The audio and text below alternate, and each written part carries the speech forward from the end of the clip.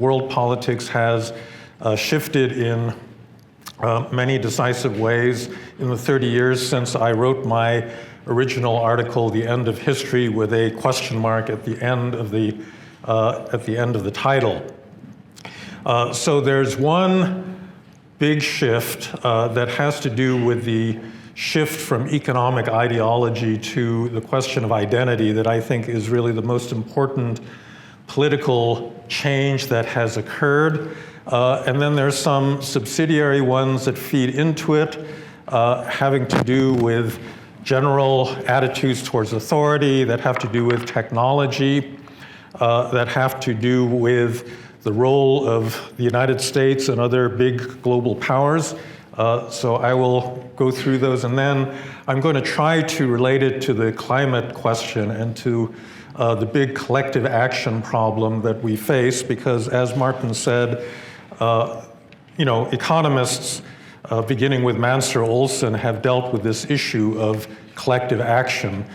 There was an assumption for many years that people naturally collaborated. And I think that what Olson did was to show that actually human collaboration is difficult. It's difficult to achieve. It only comes about under certain specific conditions.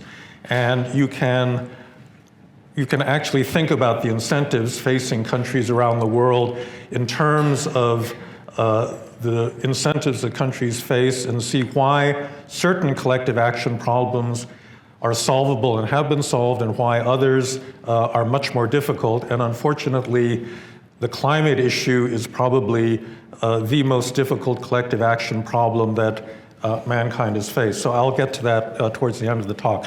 So let me begin with just the general overview of how the world is now different. In the 20th century, world politics was organized around an axis defined by economic ideology. There was a left and a right. The left wanted more redistribution. They wanted a strong state that would be able to oversee that distribution, protect ordinary people, create social safety nets, and generally attend to issues of social justice. The right wanted more individual freedom. It was happy with a market economy, with a more minimal form of government intervention. That has been replaced by an axis now increasingly defined by identity. If you want to know what that means, you can go to contemporary India. It's already been mentioned. Mr. Modi's name has already been brought up. Mr. Modi leads the BJP, a Hindu nationalist party. India was created in the 1940s as a liberal society. It virtually had to be governed that way, in my view, because it's unbelievably diverse in terms of language, religion, caste, region, and liberalism is basically a framework for managing diversity. Liberalism provides a framework of rules that communities use to guide their interactions under a system of constitutional rules and a broader rule of law. Modi, since becoming prime minister and accelerating since he was reelected for a second term last year, has tried to change that national identity from a liberal one, what Sunil Khilnani used to call the idea of India, which was basically a democratic liberal India, to one that is based on Hindu nationalism. And so you have a new citizenship law that makes it much more difficult to become an Indian citizen if you are Muslim. And that is very problematic. There are perhaps 200 million Muslims living in India, and they face increasing discrimination, legal discrimination, under this new understanding of national identity. What Modi represents in economic ideology terms, nobody knows. I mean, that's not the way he's characterized himself. I would say that if you travel to the opposite side of the world, to the United States, you'll see a very similar pattern of behavior with my president, Donald Trump. Donald Trump, in the last election round in 2018, could have campaigned on the tax cuts that he and the Republican Congress enacted, the fact that unemployment was dropping, that the economy was growing, and instead he talked about this dangerous army of migrants that was coming up from Central America. He sent the US Army to the Mexican border to meet this threat. He talked about taking away birthright citizenship from illegal immigrants, and essentially said that the country was under attack by foreigners. And his entire foreign policy has been focused on making America great again, a nationalist slogan the other slogan was America First, which had been used by American nationalists and proto-fascists in the 1930s, like Charles Lindbergh, and that has really defined his attitude towards international cooperation. So in other words, American national identity, which again, I believe by the time of the civil rights era had evolved into something that was really divorced from race or ethnicity, is now being, there's an attempt to put it backwards, to push it backwards into older understandings of what it means to be American, which means to be a white European-descended person. And that, I think, is one of the terrible things that's going on in American politics today. So these are examples of what it means to shift to identity. There are many other cases of this. I think I don't, unfortunately, have to go through the whole litany, but you have similar populist nationalists that have taken power in Turkey under President Erdogan, in Hungary under Prime Minister Orban, under the Law and Justice Party in Poland, under Jair Bolsonaro in Brazil. All of these people are arguing that there is a certain understanding of their nation that is being undermined by the influx of immigrants and by elites that are collaborating with those immigrants, making use of those immigrants to change the nature of the national identity and to shift it to something that they no longer believe in. And so this means that we're in a very different situation than we were 30 years ago. 30 years ago, we were in the midst of what Samuel Huntington labeled the third wave of democratization. That wave began in the Iberian Peninsula in the early 1970s, continued through Latin America, peaked really with the fall of the Berlin Wall in 1989, and then the collapse of the former Soviet Union in 1991. But sometime around the time of the global financial crisis in the late 2000s, there was a reversal, and we have ever since then been in the midst of what Larry Diamond, my colleague, labels a global democratic recession. Number of democracies has fallen, and there are a couple of large authoritarian countries that are posing alternative models for new democracies to follow, namely Russia and China. But to me, the most worrying thing is what's gone on in some of the oldest democracies with the election of Trump, with the Brexit vote in Britain, a turn away from liberal international governance and liberal domestic governance. Now, many of these new leaders are called populists. Political scientists don't necessarily have an agreed definition of what populism is, but it does seem to have certain common characteristics.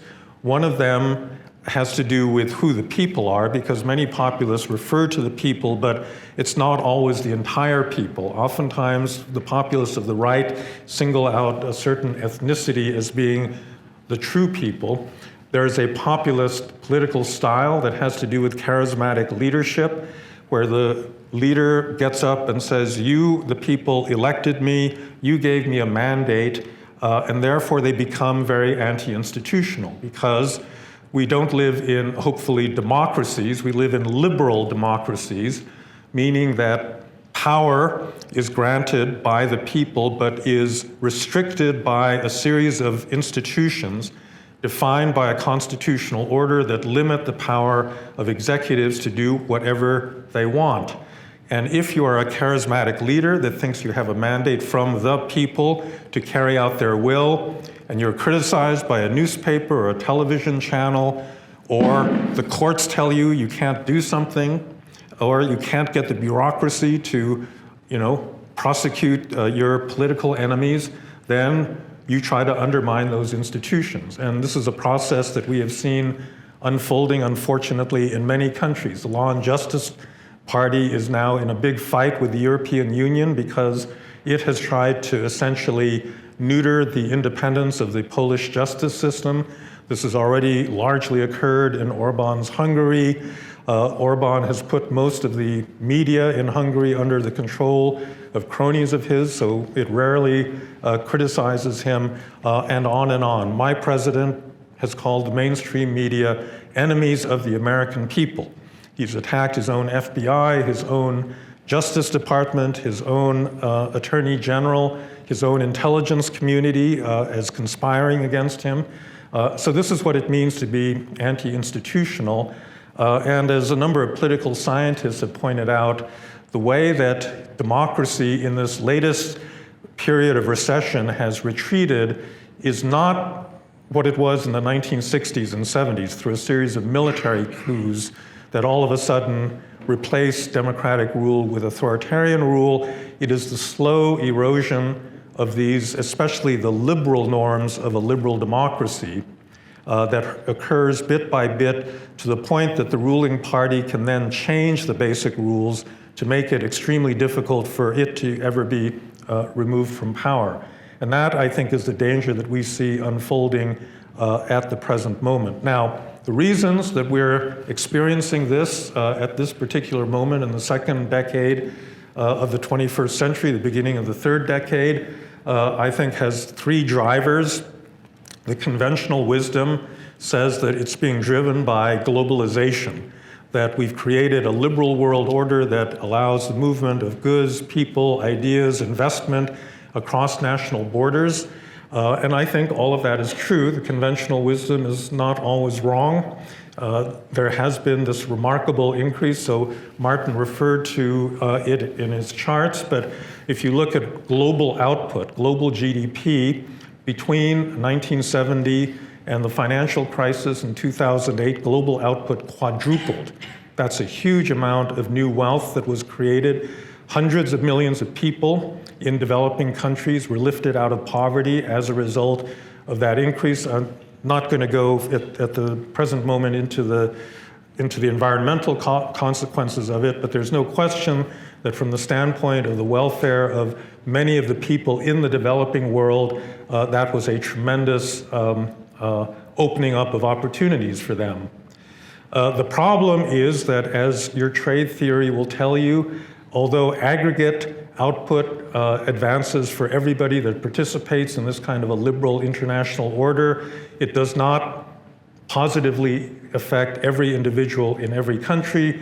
And in particular, if you have a relatively low set of skills in a rich country, you're likely to lose your job to somebody with equal skills in a developing country. And this is what, in fact, has happened with widespread deindustrialization across the globe. I think it was all brought home by the twin crises of the subprime mortgage market and the euro from 2008 to 2010, when the global financial system delivered a pretty staggering blow to tens of millions of people who lost their homes, lost their jobs, at the same time that this layer of oligarchs that had been created by this period of what you might call hyperglobalization, suffered for a few months, but then basically regained their positions very rapidly. And so this has obviously triggered a great deal of resentment. All right, so that's first cause. I think there's a political driver to this as well. Many people believe that democracies are ineffective. They don't deliver clear decisions because they have interest groups, they have lobbyists, they have endless parliamentary discussions and maneuvers among political parties, and in the end, they don't make the hard decisions that are necessary to improve the welfare of ordinary people. I don't think this is a universal characteristic of democracies, but certainly countries like Italy, the United States, India, Japan, over the last couple of decades have experienced political deadlock, and many countries have experienced a degree of polarization that has prevented them from really acting. And so there is a demand for a strong man. We want decisive government. We need somebody that can cut through all of this parliamentary blather and actually get things done. But the final issue, I think, is a cultural one, and I believe that this is actually it's hard to say what's more important, because the economic driver and the cultural driver are so intertwined with each other that they're a bit hard to disentangle. But if the single issue was the growing inequality that has been produced by globalization, then you would think that following the financial crisis, you would have seen a big upsurge in support for left-wing populist parties, because they're the ones that want to go back to traditional solutions of taxing the rich, redistributing wealth, and the like. And in fact, the exact opposite has happened. The big beneficiaries of that crisis were not left-wing populist parties, but right-wing populist parties. The older left-wing parties actually suffered a great loss in electoral support in this period. German Social Democrats get 20% fewer voters than they did 15 years ago. The French Socialist Party has virtually disappeared. The Republican Party has gained a lot of voters. That's really why Donald Trump got elected, is enough working class Democrats defected to the Republican Party in the 2016 election. And so there's something that needs explanation for why the inequality created by this economic situation was of benefit to the right rather than to the left. And I think a lot of that has to do with this question of identity. So I refer to the Greek word thumos, which Plato uses. Socrates uses this word in Book 5 of the Republic, where he asks whether there isn't a third part of the soul that craves dignity. Essentially, that we carry around with us a belief in our own inner worth. And oftentimes that inner self is not recognized by the outer world. Oftentimes you are despised or disregarded by people around you, and your response to that disregard is oftentimes anger. And in fact, I just gave this talk in Cyprus, and so apparently in modern Greek, they still use the word thumos, and it basically means anger. It's the response you feel when you are disrespected. And Socrates says, isn't this a very powerful emotion, and doesn't that run counter to what we would today call our economic self-interest, our rational economic self-interest? And I think that is the grounding for what we today call identity and identity politics, meaning we believe that we have an inner identity that is being disrespected, that needs to be granted the dignity that we feel it is worth, and we go into politics to achieve that dignity. So let me just give you a contemporary example. The gay marriage movement. So was that driven by economics, or was it driven by this kind of dignity politics? I think that there were economic issues involved, because gay couples want rights of survivorship and inheritance and so forth. But all of those legal provisions actually could have been provided through civil unions, but that was never an adequate solution for the advocates of gay marriage. What they said is, we want our unions to be dignified with the same status as a marriage between a man and a woman. It was really about the recognition of that status of the union that was the emotional driving issue, and that's what persuaded publics across an amazing number of countries over the past decade to legalize that particular institution. And so this kind of demand for dignity and the resentment at not being granted it is really one of the great drivers of modern politics, and I think that it explains a lot of the vote for populist parties, because it starts with the economic status of a lot of working class people around the world who, in the United States, for example, have seen stagnating incomes for a period of 20, 25 years. For men, it's a particular issue because in many families and workplaces, they have been displaced by women, by their wives or girlfriends. A lot of them have left their families entirely, and so the world, in terms of the status that they're accorded by the surrounding society, has changed very dramatically in less than a generation. And it's been very easy for populist politicians to spin a narrative that says the reason that you are no longer respected is the influx of foreigners that have come into your country as immigrants, combined with foreign competition, all abetted by elites that benefit from that competition and from those foreign immigrants. And they are the ones that are standing in the way of your dignity. They're the ones that don't recognize you as equal human beings, all right? So this kind of identity politics in the United States, when we use the word identity politics, it really doesn't come into currency until sometime in the 1960s. It was coined by the psychologist Erik Erikson, but it really is a much older concept, this idea that you've got this inner self. The real origins of a politicized form of identity politics really was, I think, the European nationalism that was born after the French Revolution. The French Revolution had a liberal wing and it had a nationalist wing simultaneously, and through much of the 19th century, those two wings of the revolution were at war with one another, and unfortunately for Europe, the national wing won out and ultimately led to World War I and World War II, competing nationalisms as Germany, Italy, any number of other European countries sought to reorganize Europe, the European map, such that the nation corresponded to the state and that you had coherent nation states with single ethnicities and single languages dominating. That was an utter disaster for Europe, obviously, and one of the reasons that we created this liberal world order that includes the European Union as a way of getting beyond that form of nationalism.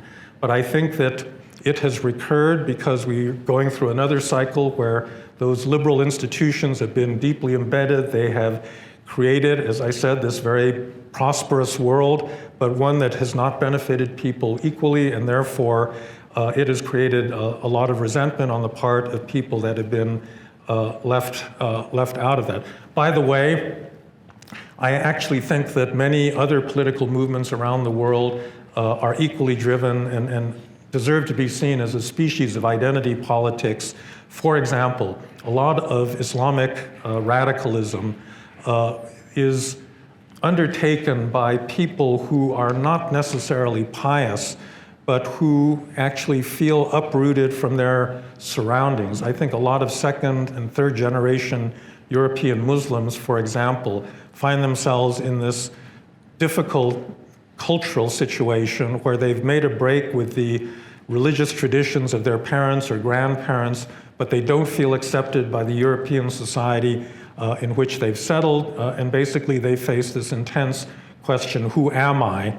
And I think one of the things that Osama bin Laden or Baghdadi or any of the tribunes of this kind of radicalism can offer them is a sense of who they are. They say, you are a proud Muslim, you're part of an ummah that extends all the way around the world.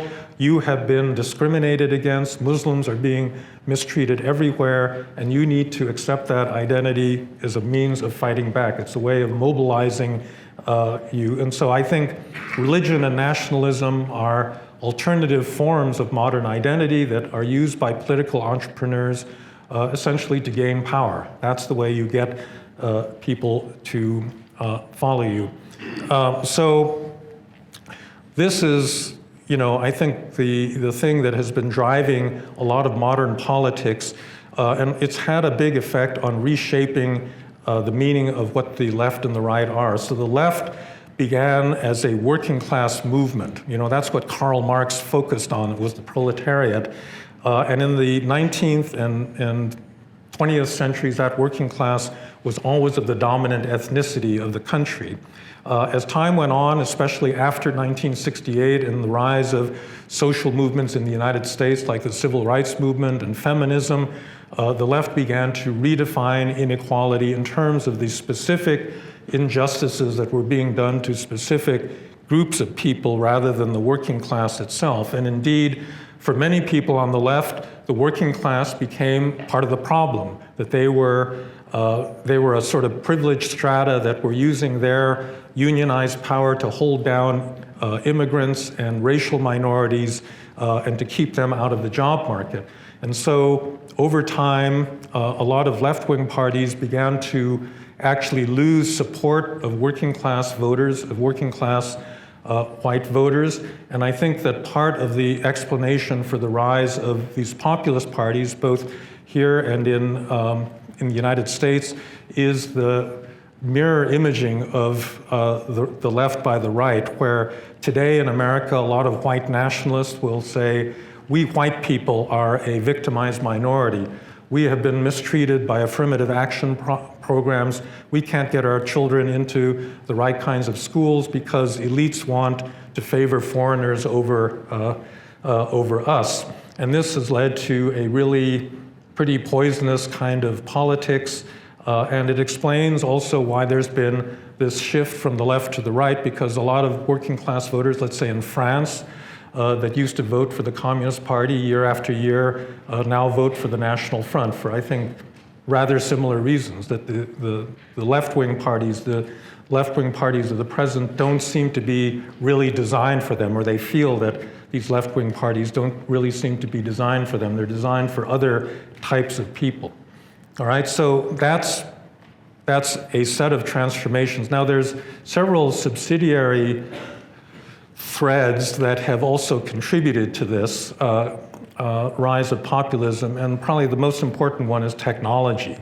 So when the internet appeared in the 1990s, everyone, myself included, thought that this was a great thing for democracy, right? That information is power, and if people had easy access to information, they would get power. They would be able to mobilize, they would be able to hold governments accountable, and in fact, a lot of that happened, right?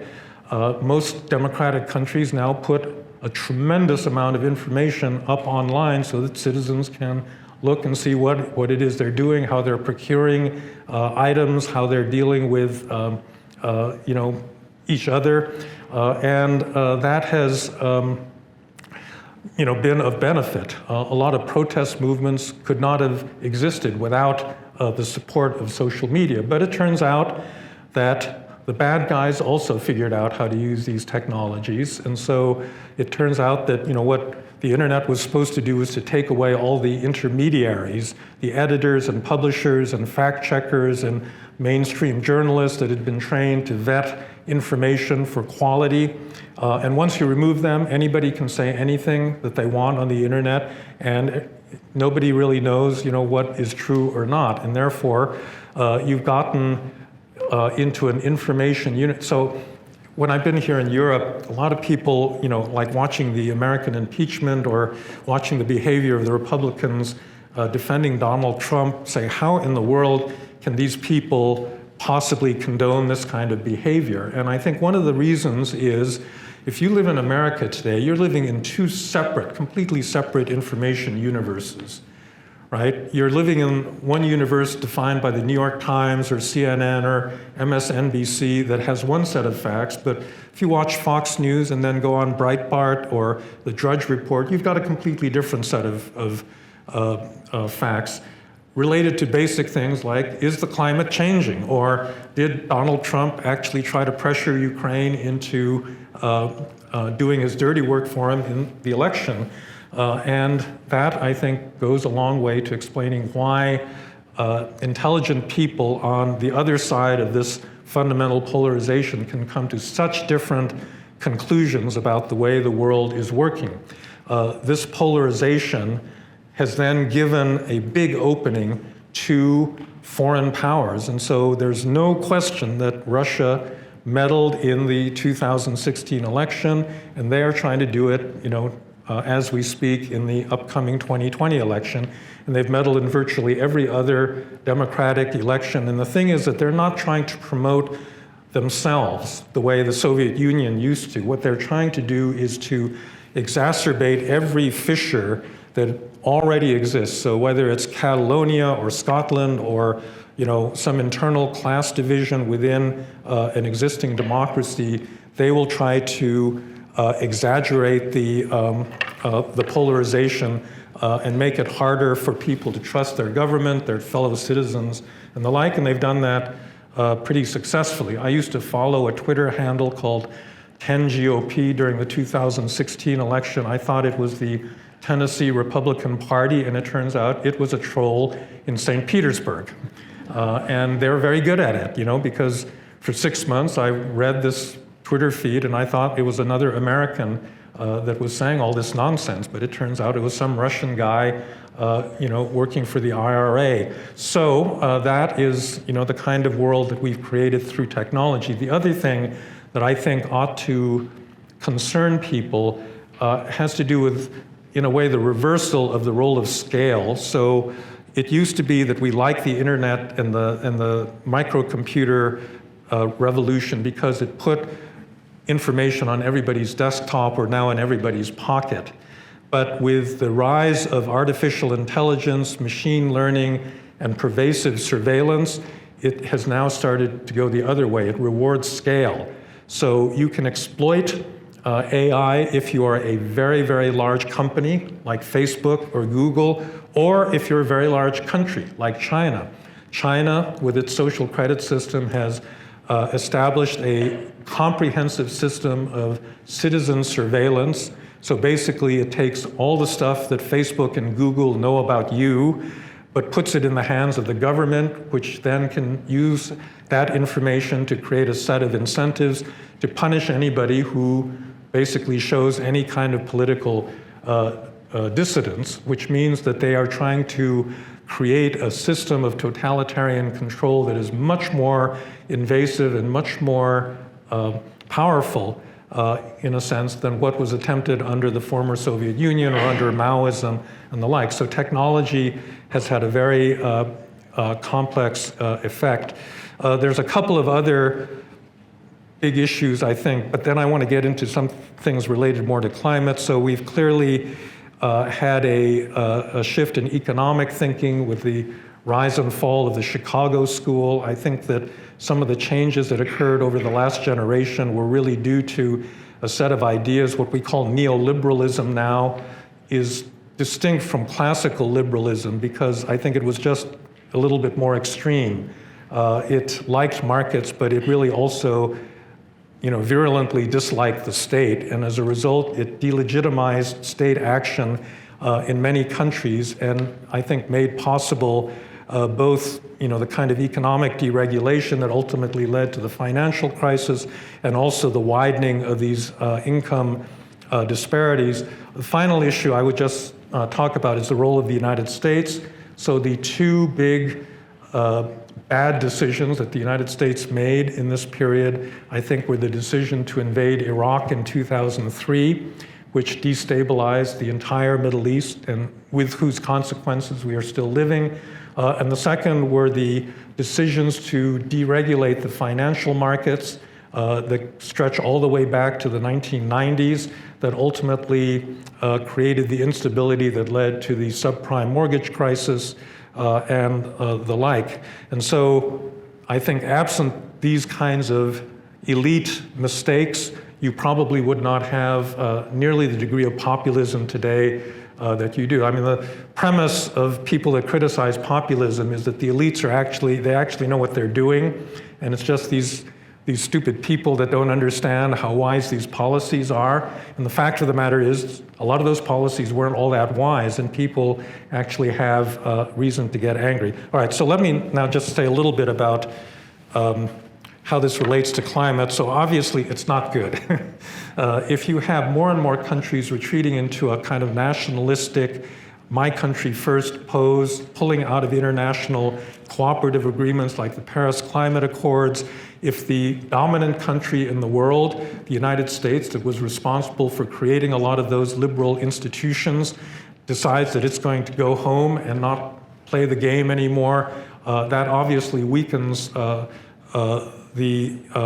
possibilities for cooperation. I mentioned Mansur Olson in The Logic of Collective Action, he shows, that collective action is actually difficult because of the free rider problem, that if you have a problem that can only be solved by people participating, if the group gets sufficiently large, it's very easy to be a free rider, to get the benefits from the group action without actually taking part of it yourself. And he says one of the ways that you can solve this is if you have a dominant player that's bigger than all of the others, that has a self-interest in solving the problem, and therefore they will undertake the necessary measures. And I'd say that that's the role the United States played in creating this liberal international order, to create the trade institutions you needed, somebody to take the initiative to put it together. I don't think Europe was ever capable of agreeing among itself to do the right thing. I mean, they created the European Union, but the global institutions, I think, required a stronger power underpinning, and the United States did that. And the United States has decided not to play in that game. Now, when you get to the specific problem of climate, I would refer you to a book written by Scott Barrett, who's a former colleague of mine who now teaches at the Earth Institute at Columbia. He's an economist, and he wrote a book called Why Cooperate? And he gives several examples of problems that need collective solutions internationally. So the first one in his book is an asteroid that's hurtling through space on a collision course with Earth that could wipe out humanity if it strikes just the way one wiped out the dinosaurs, right? So that's one type of collective problem. Another one is the chlorofluorocarbons that were creating a hole in the ozone layer. Another one is global disease prevention, global terrorism, and so forth. And the last one is action on carbon emissions. Now, he uses game theory quite elegantly to illustrate why some of these problems are relatively easily solvable and others are extremely difficult. The asteroid problem, it turns out, is the simplest of all these problems to solve. It's simple because it would really require the decisions by one country, probably the United States, that would have the technological means to throw the asteroid off its track so it doesn't hit the Earth. And the United States would just do this unilaterally because it would be destroyed if this is allowed to go ahead. So you don't need to get agreement from China and India and all these other countries in order to solve that particular problem. Turns out that the ozone problem was restricted to a relatively small number of countries. The costs of abating these ozone-destroying chemicals was not all that great. Climate, on the other hand, is a wickedly tough problem because it requires large upfront investments. There's a lot of cost to abating carbon, and the benefits don't come for years down the road in many cases, or they accrue to people that live in distant countries, not people that vote for you and not the people that pay the taxes that make your government go. And so the incentive structure for solving the collective action problem around carbon emissions is, of all of these collective action problems, perhaps the most difficult. Now, as the immediacy of the problem begins to grow with, wildfires and flooding and hurricanes and the like, the cause and effect relationship starts to get clearer and clearer to publics around the world. And that has been shifting public opinion in many countries, but as Martin said, that's a very, very slow process. And it's not clear that the immediacy of the payoffs to making the necessary sacrifices to get to a solution are going to be clear enough to publics in important countries that they will actually take action on it. And then I want to address the issue that was raised at the end of Martin's talk about whether the problem is capitalism or whether there is some alternative form of government that would deal with this problem better. And I think that the answer is no, for very similar reasons to Martin. One way of judging whether a non-democrat, when I was here last year, I had a debate with a professor here at the University of Oslo who actually was arguing that China was a much better country in terms of dealing with climate issues, right? So, there's a lot of admiration among people that live in democratic countries for this kind of a strong authoritarian country that can make big, powerful decisions. However, I think that it's pretty clear that China's record on something like carbon emissions is really not all that great. As Martin was indicating, it surpassed the United States a few years ago in terms of the absolute volume of emissions. This is slated to grow. The Belt and Road Initiative, which is the single biggest development plan that involves the projected investment of something like $2 trillion in new infrastructure in developing countries, has a big energy component to it. And in that energy component, about 90% of the projects are based on fossil fuels. And so the Chinese are going to be building lots of coal-fired power plants. In fact, part of what they're trying to do is get those power plants out of the Beijing area so it's not going to pollute their cities and move them to Central Asia where they can pollute some other country. But it's not ultimately going to address the kind of problem that Martin was suggesting. The other issue having to do with consumption is an interesting one. Martin actually wrote a very interesting piece, which I think was quite correct, about the importance of growth for actually maintaining democracy in the contemporary world. And that really has to do with the fact that modern growth involves inequalities, and in order to maintain the belief in a democratic system, you have to get ordinary citizens to believe that they are also benefiting from the common, growth that occurs in the society. Now, it's very frequently, as he said, grabbed by a lot of elites. That delegitimizes the system. But in the periods when democracy has been the most successful, there has been shared growth, so that everybody has been perceiving themselves as getting richer. And that can only happen under a system of continued growth. If you do not have growth, then the only way that you can actually get richer is by predation, is by taking resources away from somebody else. If you look at what life was like in the pre-industrial world, it was basically a Malthusian environment where the vast majority of the population were living just a little bit, or maybe oftentimes a little bit under a level necessary for survival, so that there were periodic famines and the like. And the way that anyone could grow richer under those circumstances was basically by grabbing resources from somebody else.